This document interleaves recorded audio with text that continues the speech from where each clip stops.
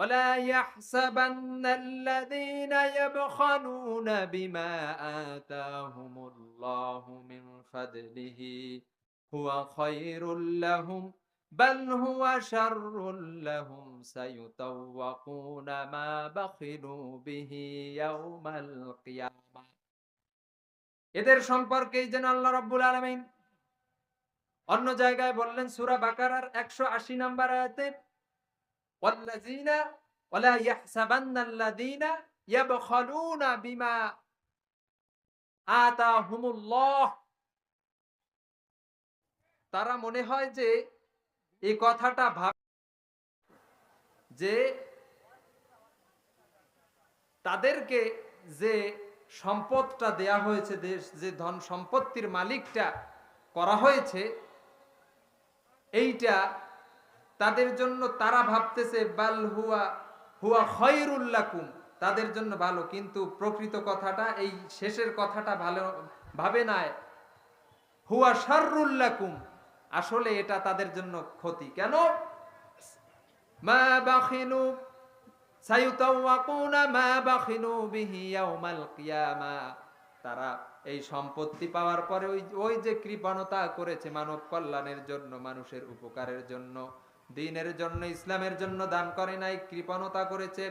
এই কৃপণতা করার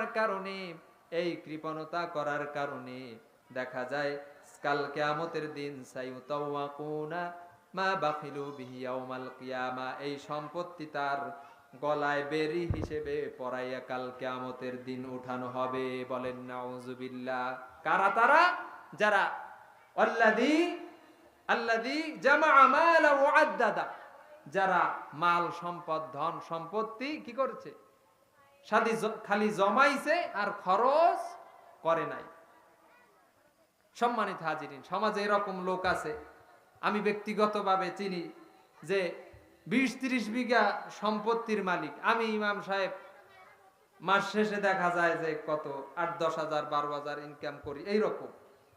আমিও দাঁড়াইয়া 1 পোয়া ট্যাংরা মাছ কিনতেছি, তার ফ্যামিলিতে লোক হচ্ছে 7-8 জন, সেও 1 পোয়া ট্যাংরা মাছ কিনতেছে। এখন বলবেন যে হুজুর হয়তো তার সমস্যা থাকতে পারে বা একদিন কিনেছে। না, এই লোকটাকে আমি আগেও চিনি, এই লোকটার আসলে আচার আচরণে এরকম। তো এই যে কৃপণতা, 7-8 জন যদি সংসারে সদস্য থাকে আর সে যদি 1 পোয়া ট্যাংরা মাছ কিনে নিয়ে বাজারে যায়, কি খাবে, কি করবে? তো সম্মানিত হাজিরিন, তাহলে আপনাকে আমাকে আল্লাযী জামাআ মালা ওয়া আদ্দাদা, এই চরিত্র বহন করা যাবে না। আপনার সম্পত্তি দ্বীনের জন্য, ইসলামের জন্য, পরোপকারের জন্য দান করতে হবে। সম্মানিত হাজিরিন, আপনি লক্ষ লক্ষ টাকার মালিক, আপনি সম্পত্তির মালিক, কিন্তু আপনার পাশের যদি প্রতিবেশীর যদি কোনো একটা ছেলে ফর্ম ফিলআপের টাকা না দেওয়ার কারণে মেধাবী একটা ছেলে যদি লেখাপড়ার থেকে ঝরে যায়, আপনি তার প্রতিবেশী, সম্পত্তিশালী প্রতিবেশী হওয়া আর ওই পশুর মধ্যে কোনো পার্থক্য নাই। এই সম্পত্তি না।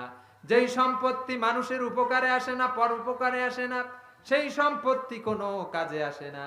আপনি টাকা পয়সার মালিক, একই মহল্লায় বসবাস করেন, একই রাস্তায় চলাফেরা করেন, আপনাকে আল্লাহ কিছু টাকা পয়সা দিয়েছেন, কিন্তু দেখা যায় যে ওই রাস্তার মধ্যে একটা শাখো, একটা পোল, একটা কালবোর্ড ভাঙ্গা, লোকজন চলাফেরা করতে পারতেছে না, বাচ্চা কাচ্চারা স্কুল কলেজে যেতে পারতেছে না। আপনি যদি একটু আগ বাড়ায় যদি না করে দেন, আপনার সম্পত্তি থাকা আর না থাকার মধ্যে কোনো পার্থক্য নাই।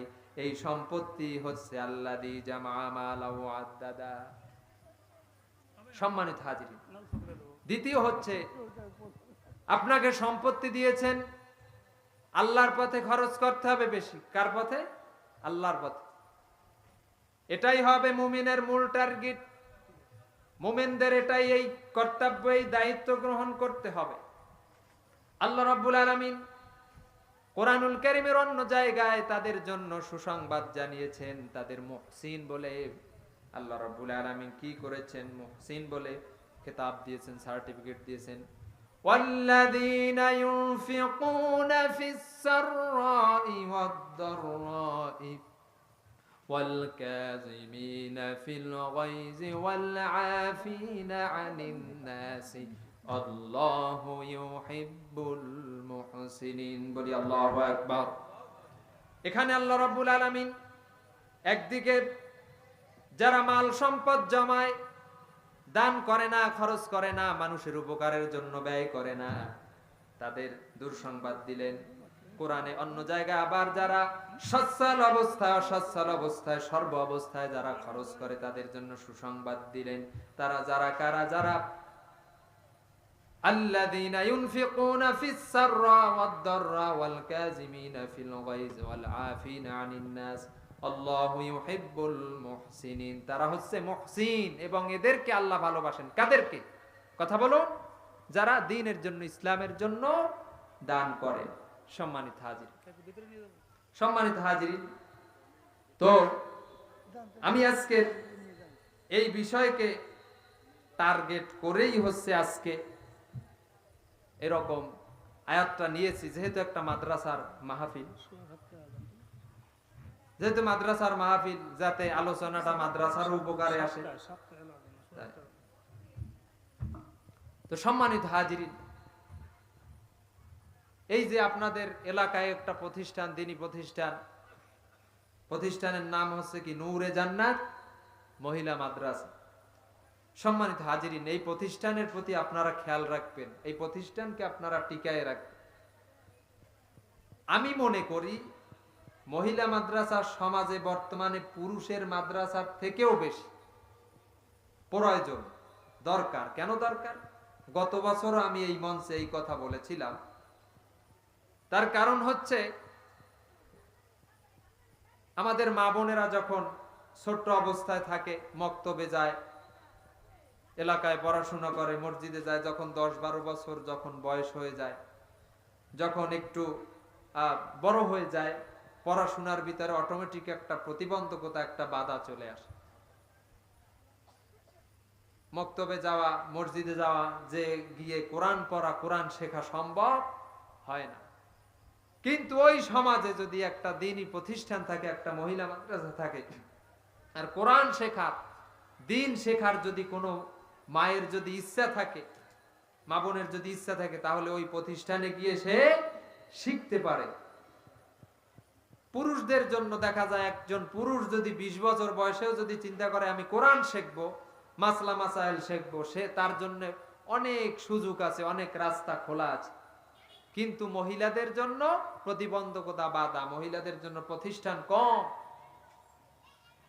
এক এলাকায় মনে করেন এক বোন বা এক মা মারা গিয়েছে, এখন এই এলাকায় মনে করেন যে একজনও গোসল করানোর মাসলা মাসাইল জানেন না। বলুন, একে কি বিনা গোসলে কবরে রাখবেন? বলুন, অবশ্যই তাকে গোসল করানো দরকার। এখন সেইটা যদি সে না জানে, কোন মা বোন যদি না জানে, তাহলে আপনি কিভাবে তাকে কবরে রাখবেন? এজন্যে মহিলা মাদ্রাসাগুলি সমাজে খুবই প্রয়োজন। একদিক থেকে আমাদের মা বোনেরা আমাদের বাচ্চা কাচ্চাদের জন্য, ছেলে মেয়েদের জন্য প্রাথমিক শিক্ষক হিসেবে, শিক্ষিকা হিসেবে দায়িত্ব পালন করে। আমাদের মা বোনরা যদি দ্বীন জানেন, কোরআন জানেন, ইসলাম জানেন, আপনার আমার বাচ্চা কাচ্চা সে বাড়িতে বসেই, বাসায় বসেই দ্বীনি একটি উৎসাহ প্রদানমূলক একটি ভূমিকা সে পালন করতে পারবে। সুতরাং আপনাদেরকে বলছি, এই প্রতিষ্ঠানের প্রতি আপনারা খেয়াল রাখবেন, প্রতিষ্ঠানকে টিকিয়ে রাখার জন্য বুদ্ধি দিয়ে, পরামর্শ দিয়ে আপনারা চেষ্টা করবেন। সম্মানিত হাজির, ইয়াহসাবু আন্নাহু মালাহু আখলাদা কাল্লা লায়ুমবাদান্না ফিল হুতামা। আল্লাহ রাব্বুল আলামিন বলেন, না না না, কখনোই সম্ভব নয়। তারা অবশ্যই হুতামা নামক জাহান্নামে, হুতামায় প্রবেশ করবেন। কারা? যারা হচ্ছে কারা? যারা ওই দুই শ্রেণী। যারা এক শ্রেণী হচ্ছে পরনিন্দা করত, পরচর্চা করত, পরকে গালমন্দ করত, এই। আর যারা ধন সম্পত্তি, টাকা পয়সা শুধু জমাইতো আর জমাইতো, মানব কল্যাণের জন্য ব্যয় করত না, দ্বীনের জন্য, ইসলামের জন্য ব্যয় করত না, এরা ফিল হুতামা, হুতামার মধ্যে প্রবেশ করে। সম্মানিত হাজিরিন, দ্বীনের জন্য, ইসলামের জন্য, মানব কল্যাণের জন্য, দারিদ্র বিমোচনের জন্য দান করার জন্য, দান করাটা কত ফজিলতপূর্ণ। একটা ঘটনা বলেই আমি আমার আলোচনায় ইতি টানবো ইনশাআল্লাহুল আজিজ। আমার বন্ধুগণ, হযরতে দাউদ আলাইহিস সালাতু ওয়াস সালামের জামানায়, হযরতে দাউদ আলাইহিস সালাতু ওয়াস সালামের জামানায় তার দরবারে একদিন এক বৃদ্ধা মহিলা এসে হাজির। হে আল্লাহর নবী দাউদ, আপনার কাছে একটি অভিযোগ নিয়ে এসেছি, একটি আর্গুমেন্ট নিয়ে এসেছি। হযরতে দাউদ বলল যে কি অভিযোগ? বলতেছে যে হে আল্লাহর নবী, আমি বাজার থেকে আটা ফিসে মাথায় বহন করে আমার বাড়ির দিকে যাচ্ছিলাম, ঠিক সেই মুহূর্তে কোথা থেকে যেন একটা বাতাস এসে আমার আটাটুকু উড়ায় নিয়ে গেল। আপনার কাছে আমি নালিশ করতেছি, আর্গুমেন্ট করতেছি, আপনি এই বাতাসের বিরুদ্ধে একটা ব্যবস্থা নিন। হযরতে দাউদ আলাইহিস সালাতু ওয়াস সালামের পুত্র ছিল হযরতে সুলাইমান আলাইহিস সালাতু ওয়াস সালাম। হযরতে দাউদ এই বুড়িকে কিছু বুঝিয়ে শুনিয়ে আল্লাহর উপরে ধৈর্য ধারণ করার পরামর্শ দিলেন। পরামর্শ দেওয়ার পরে সবর এখতিয়ার করার জন্য পরামর্শ দিলেন, আর তাকে বাড়ি যাওয়ার জন্য উপদেশ দিলেন। কিন্তু পথিমধ্যে হযরতে দাউদ আলাইহিস সালাতু ওয়াস সালামের পুত্র হযরতে সুলাইমান আলাইহিস সালাতু ওয়াস সালামের সাথে দেখা হয়ে গেল। হযরতে সুলাইমান আলাইহিস সালাতু ওয়াস সালাম বললেন, হে বুড়িমা, তুমি কোথায় যাচ্ছ? কি সমস্যা ছিল? হযরতে সুলাইমান আলাইহিস সালাতু ওয়াস সালামের কাছে ওই বুড়ি সব খুলে বলল। খুলে বলার পরে হযরতে সুলাইমান আলাইহিস সালাতু ওয়াস সালাম তিনি একাধিকবার এই কাজটা করেছেন। যখনই দাউদ আলাইহিস সালাম কোনো বিচারের ফয়সালা দিতেন না বা পূর্ণাঙ্গ বা একটু এদিক ওদিক মনে করতেন, তিনি আটকায় দিতেন যে না, এটা হয় নাই, এইভাবে না এইভাবে করুন। সেই ঘটনা বলতে গেলে আরো সময়ের প্রয়োজন। তো এই দাউদ আলাইহিস সালাতু ওয়াস সালামের দরবার থেকে যখন এই বুড়ি চলে যাচ্ছিলেন, তার ছেলে, তিনিও পয়গাম্বার, ভবিষ্যৎ পয়গাম্বার হযরতে সুলাইমান আলাইহিস সালাতু ওয়াস সালাম আটকায় দিলেন। বললেন যে না বুড়িমা, তুমি আবার ফেরত যাও, গিয়ে বলো যে হে আল্লাহর নবী, আপনি তো আল্লাহর পয়গাম্বার, আল্লাহর নবী, আপনি তো চাইলে আল্লাহর কাছে দোয়া করতে পারেন, একটা বিহিত ব্যবস্থা তো কিছু হতে পারে, তুমি এই কথাটা আবার গিয়ে বলো। হযরতে দাউদ আলাইহিস সালাতু ওয়াস সালামের দরবারে আবার ওই বুড়ি ফেরত চলে গেলেন, আবার আর্গুমেন্ট পেশ করলেন। হযরতে দাউদ আলাইহিস সালাতু ওয়াস সালামকে বললেন, হে আল্লাহর নবী দাউদ, আপনি তো চাইলে আল্লাহর দরবারে দোয়া করে যে কোনো কায়দায় আমার জন্য বিকল্প একটা ব্যবস্থা করতে পারেন। আল্লাহর নবী হযরতে দাউদ আলাইহিস সালাতু ওয়াস সালাম দোয়া করতে লাগলেন। ইতিমধ্যে ওই এলাকার সমুদ্রের মধ্যে, গভীর সমুদ্রে পণ্যবাহী মাল বোঝাই করা একটা জাহাজ যাচ্ছিল। এই জাহাজটায় বাণিজ্যিক কাফেলার অনেক লোকের, অনেক বিজনেসম্যানদের, অনেক ব্যবসায়ীদের মাল বহন করা একটা জাহাজ ছিল। এই জাহাজটা হঠাৎ করে গভীর সমুদ্রের মধ্যে ফাটল সৃষ্টি হয়ে গেল। ফাটল সৃষ্টি হওয়ার পরে ওই এলাকার, ওই জাহাজের মধ্যে যে সমস্ত বিজনেসম্যান, ব্যবসায়ী ছিল, যাদের মাল বোঝাই করা ছিল, তারা ঠিক ওই মুহূর্তে আল্লাহ রাব্বুল আলামিনের দ্বারে দোয়া করতে লাগলো, রব্বুল আলামিন, তোমার দরবারে ফরিয়াদ করতেছি, রব্বুল আলামিন, তুমি আমাদেরকে খাস করে এই গভীর সমুদ্র থেকে তুমি আমাদেরকে বাঁচায় দাও। আর যদি তুমি আমাদেরকে বাঁচায় দিতে পারো, আমরা নিয়ত করতেছি, ওয়াদা করতেছি, এই জাহাজে যতগুলি সম্পদ, মাল সম্পদ যা বোঝাই আছে, সব আল্লাহ রাব্বুল আলামিনের রাস্তায়, দ্বীনের জন্য দান করে দিব। আল্লাহর রাস্তায় বলেন সুবহানাল্লাহ।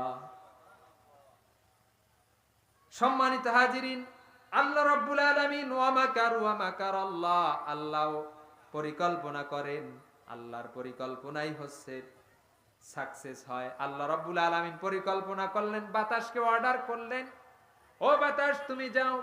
ওই বাতাস উঠতে উঠতে গিয়ে ওই যে বুড়ির যে আটাটুকু উড়ে গিয়েছে, ওই আটাটু উড়ে গিয়ে গিয়ে ওই যে জাহাজের ফাটল জায়গাটা, সেখানে গিয়ে আটাটুকু পড়ে সব একেবারে ফাটলটুকু আটকে দিয়েছেন। কে বলেন?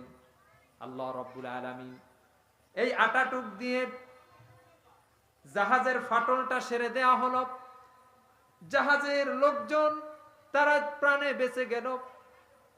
আর এই খবর আবার ওদিকে যখন আল্লাহর নবী দাউদ আলাইহিস সালাতু ওয়াস সালাম যখন দোয়া করলেন, দোয়া করার পরে তার কাছে ইলহাম করা হলো, ওহী করা হলো, জানিয়ে দেয়া হলো যে হে আল্লাহর নবী দাউদ, ওই যে বুড়ির যেটুক আটাটুকু উড়িয়ে নেওয়া হয়েছে, এই আটাটুকু ওই গভীর সমুদ্রের মধ্যে এরকম জাহাজের মধ্যে কিছু মাল বোঝাই, কিছু ব্যবসায়ীদের মাল বোঝাই একটা জাহাজ ফাটল ধরেছিল, সেই ফাটলটুকু আটকিয়ে দেওয়া হয়েছে।